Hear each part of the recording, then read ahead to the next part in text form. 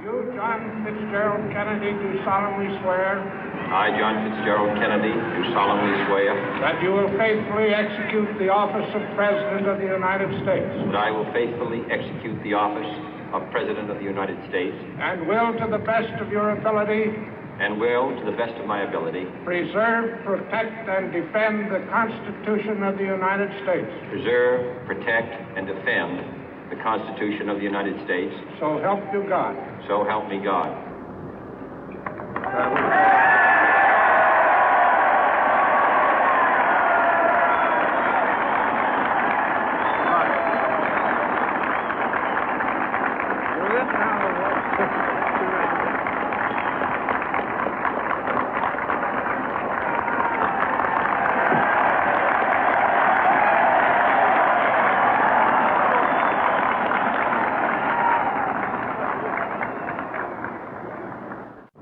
Vice President Johnson, Mr. Speaker, Mr. Chief Justice, President Eisenhower, Vice President Nixon, President Truman, Reverend clergy, fellow citizens.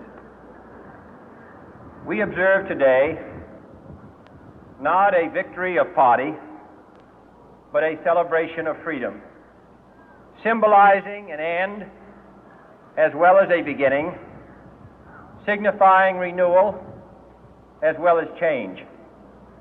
For I have sworn before you and Almighty God the same solemn oath our forebears prescribed nearly a century and 3/4 ago. The world is very different now, for man holds in his mortal hands the power to abolish all forms of human poverty and all forms of human life. And yet the same revolutionary beliefs for which our forebears fought are still at issue around the globe. The belief that the rights of man come not from the generosity of the state, but from the hand of God. We dare not forget today that we are the heirs of that first revolution. Let the word go forth from this time and place to friend and foe alike that the torch has been passed to a new generation of Americans born in this century, tempered by war, disciplined by a hard and bitter peace, proud of our ancient heritage, and unwilling to witness or permit the slow undoing of those human rights to which this nation has always been committed and to which we are committed today at home and around the world.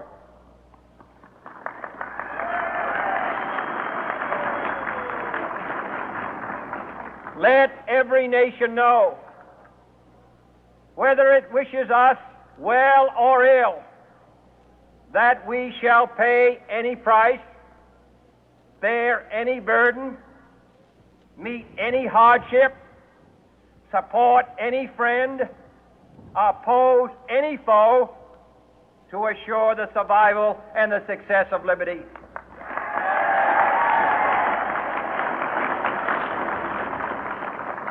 This much we pledge and more.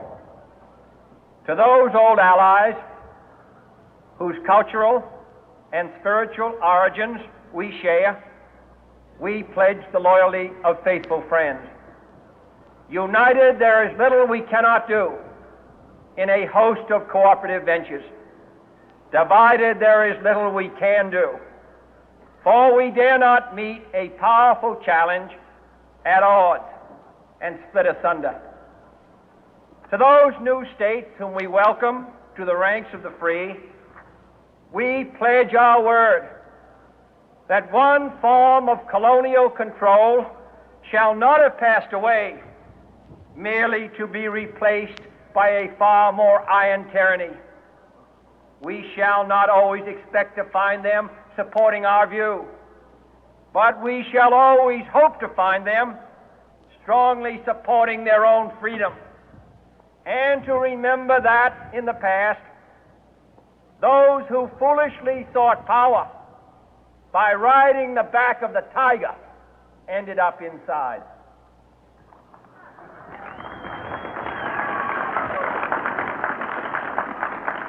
To those people in the huts and villages of half the globe struggling to break the bonds of mass misery, we pledge our best efforts to help them help themselves for whatever period is required, not because the communists may be doing it, not because we seek their votes, but because it is right. If a free society cannot help the many who are poor, it cannot save the few who are rich.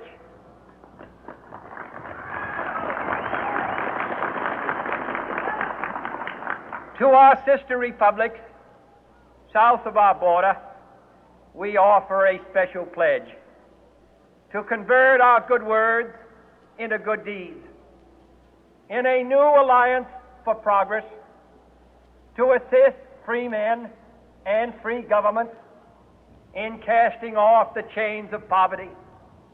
But this peaceful revolution of hope cannot become the prey of hostile powers. Let all our neighbors know that we shall join with them to oppose aggression or subversion anywhere in the Americas. And let every other power know that this hemisphere intends to remain the master of its own house.